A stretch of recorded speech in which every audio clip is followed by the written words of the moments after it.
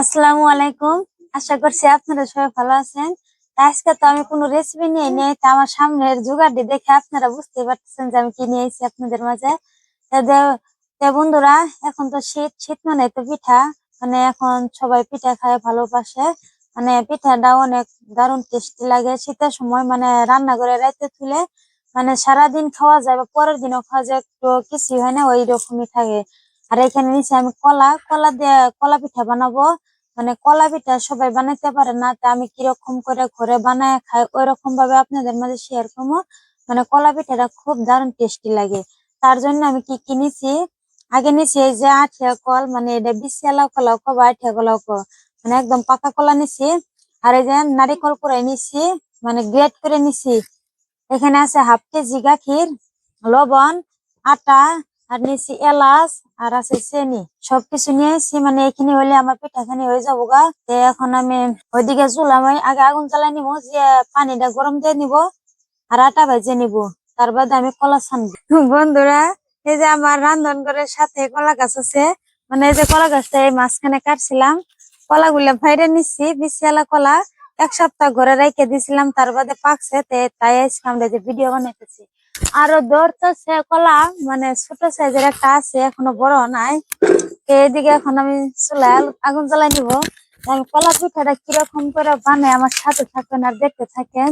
তা আমি অনেকবার কলা পিঠাটা বানাই গেছি, তা আপনাদের মাঝে শেয়ার করি নাই, তাই আজকে আমি আপনাদের মাঝে শেয়ার করবো আমি কিরকম করে কলা পিঠাটা বানাই খাই। চুলায় আমি আগুন জ্বালাই নিতেছি, কলা গাছের কলার পাতা দিয়ে আগুনটা জ্বালাই নিতেছি। কড়াই চুলায় আগে বসে রাখছি, গরম হয়েছে, এতে দিয়ে দিব এখন আটা। অল্প অল্প করে আমি আটাটা দিয়ে দিয়ে ভেজে নিব। আমি অল্প হালকা করে ভেজে নিব, মানে বেশি কড়া করে আটাটা ভাজবো না, তাহলে কলা পিঠাটা দারুণ টেস্টি লাগে। এই যে এরকম করে উল্টা পাল্টা আমি ভেজে নিব।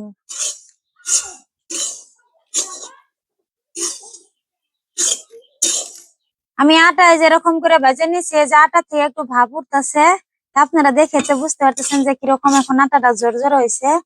এই আটা এখন আমি নামাই নিব। দেখেন বন্ধুরা, কত সুন্দর হয়েছে আমার আটা ভাজা। তো এরকম করে আর কটা আটা আছে ভেজে নিব, একটু হালকা আছে আমি ভেজে নিতেছি এরকম করে উল্টা পাল্টা করে। আমার সব আটা ভাজা হয়েছে, দেখেন আটা থেকে কিরকম ভাব উঠতেছে আর কিরকম ঝরঝর হয়েছে, একটু কড়াইয়ের সাথে লাগে নাই। তো এখন আমি নামাই নিব। দেখেন বন্ধুরা, কড়াইয়ের মধ্যে একটু লাগে নাই, কত সুন্দর করে আটা গুলো হয়েছে ভাজা। এখানে আমি এরকম করে একটু সরাই দেই, দেখেন কত সুন্দর হয়েছে। আজকে আমার সাথে দিদি একটু হেল্প করতেছে, মানে সন্ধ্যা হয়ে গেছে গা প্রায়, তার জন্য মানে যে কলাটা চালন আগে এরকম চালন দিয়ে, মানে চালনটা আমি পরিষ্কার করে ধুয়ে নিছি। এখন কলাটা যাতে বীজটা না পড়ে, খালি আমি কলার ছানা খানি নিয়ে নেবো যাতে বীজটা একটু না পড়ে। কলাগুলো এরকম করে আমি চাইলে নিতেছি, মানে আমার দিদি সাহায্য করতেছে আজকে আমার সাথে। কলার দেখেন বীজ গুলো আসতে হয়েছে, আর নিচের দিকটা দেন তুলা করে, নিচের দিকে দেখেন কত সুন্দর ছানা হয়েছে। আর এই উপরের বীজ গুলো আমরা ফেলাই দিমু।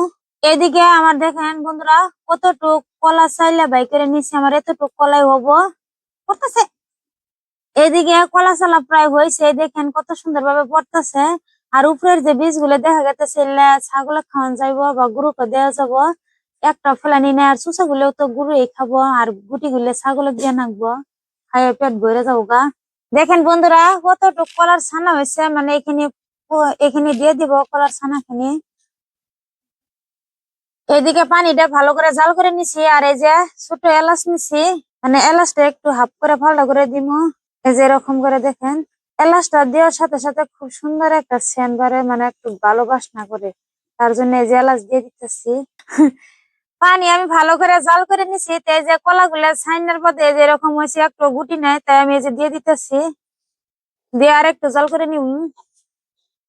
স্বাদ মতন লবণ, এখন আর একটু জাল করে নিব। দেখেন বন্ধুরা, কলা খানি দেওয়ার পরে কিরকম বলক উঠছে, আর কালারটা দেখেন কত সুন্দর হয়েছে। এর মধ্যে লবণ আর এলাচ দিয়ে আমি জাল করে নিলাম কলার সাথে। তো এখন আমি কলা পিঠাটা কিরকম করে বানাই, তা আপনারা সাথে থাকেন আর দেখতে থাকেন। আটা যে বাইজে রাখছিলাম, তো দেখেন কিরকম হয়েছে। আর এই যে কলার গাবলাটা আমি আর ধুই নেই, ওই গাবলার মধ্যে আমি আটা নিয়ে নিতেছি, মানে আমার যেখানে পরিমাণ হবো ওইখানে আটা আমি নিয়ে নিতেছি। কাঁচাই খামো আজকে। তো এই যে আমি মগের মধ্যে 1 মগ কলার পানি এই যে উঠাই নিলাম, জাল করা পানি। তা আমি এই যে এখানে দিয়ে দিতেছি, মানে গরম তার জন্য আমি এই যে একটু করে কমে কমে দিতেছি। আমি এখানে কলার পানি দিয়ে দিছি, দিয়ে আমি এই যে এরকম করে মিক্স করে নিছি। মিক্স করে নিয়ে আমি মানে আরেকটু আটা দিই, মানে যাতে একটু শক্ত শক্ত হয়। এরকম করে নিয়ে মানে আমরা যে এরকম করে 1 হাত দিয়ে যেরকম করে দলা বানিয়ে নিয়ে রোপামু, এরকম করে বানিয়ে নিয়ে হামু, বা এই যে এরকম করে গাবলার সাথে পাকাইয়া বানিয়ে নিতে পারবো। আর যদি ইচ্ছা করি তো এই যে এরকম করে ঝুরি ঝুরি বানিয়ে নিতে হবে, মানে যার যেরকম পছন্দ হয় সেরকম করে বানিয়ে নিবেন। আর হাতে যে সেমাই কেটে নেয় ওই রকম করে বানাই নেন যা। তো আমি কলার সাবা দিয়ে ভালো করে আমি পানি খানি দিয়ে ভালো করে মিক্স করে নিতেছি। এখানে আমি 1 কেজি চিনি নিছি, মানে আমি পরিমাণ মতন চিনিটা দিয়ে দিব, মানে 1 কেজি দিব না, মানে যেখানে নাকবো ওইখানে দিয়ে দিব। এইখানে আগে দেখি মিঠা কিরকম হয়, তারপর চেক করে যদি পরে লাগে দিয়ে দিব। কত সুন্দর ভাবে বলো করতেছে কলা পিঠার। মানে এই যে দেখেন এখানে নারিকল আমি গ্রেট করে নিছিলাম, দিয়ে দিলাম। এই কলা পিঠার টেস্টি হয়েছে নারিকল, মানে নারিকল দিলে দারুণ টেস্টি লাগে। আর সাথে থাকবো দুধ, মানে যত দুধ দিবেন তত দারুণ টেস্টি লাগবে, ভালো লাগে। আমার নারকেল দেওয়া হয়েছে, মানে একটু নারকেলটাও জাল হোক। আর এদিকে পিঠার আমরা এইখানে যে মানে এই রস খানে যে উঠে নিয়েছিলাম কলার, তাই আমরা এই যে এরকম করে মাখা নিচ্ছি, এরকম করে পিঠা বানাই দিতেছি কলা পিঠা।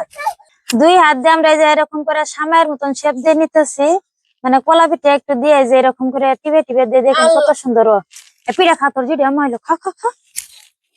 আমরা এই যে হাত দিয়ে এরকম করে সেমাইয়ের মতন শেপ দিয়ে নিতেছি, আর একটা এরকম করে টিপে দিয়ে দেখেন কত সুন্দর দেখা যায়। আর এইদিকে পানিটা বলক করতেছে, মানে একটা একটা করে বানাইতেছি আর দিয়ে দিতেছি, দেখেন কত সুন্দর হইতেছে।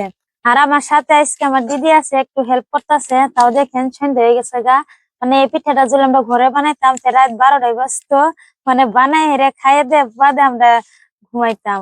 মানে আজকে তো ওই যে অল্প 3টা বাজা থেকে স্টার্ট করছিলাম এই পিঠা বানিয়ে নিতে, তাও দেখেন প্রায় সন্ধ্যা হয়ে গেছে গা। তা আমার ছেলে ওইদিকে অত্যাচার করন দিচ্ছে, তাই দেখেন একটু উঠে আমি খাবার নিয়ে দিছি। ওই যে আমার ছেলে খাইতেছে। আবার কেমন হয়েছে?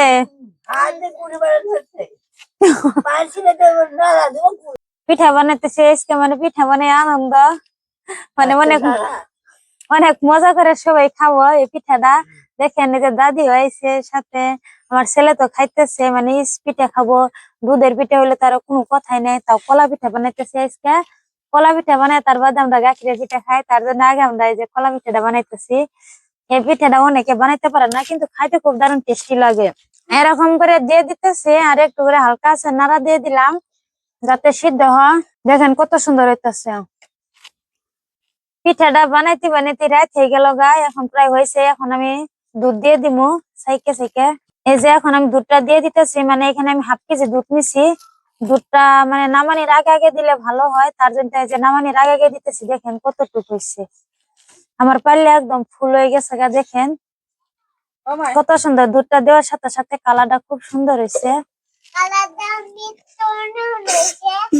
তো এখন দুধটা দিয়ে দিছি, আর একটু বলক তুলবো, তারপর আমি নামাই নিবো। এই পর্যায়ে লবণ চিনিটা চেক করে নিতে পারবেন যে ঠিকঠাক মতন আছে না নাই। আর অল্প বাকি, মানে জিভের জল চলে আসতেছে, মানে অনেকদিন পর কলা পিঠা খামু। খুব মজা করে সবাই মিলে খামু কলা পিঠা, দারুণ টেস্টি লাগবো।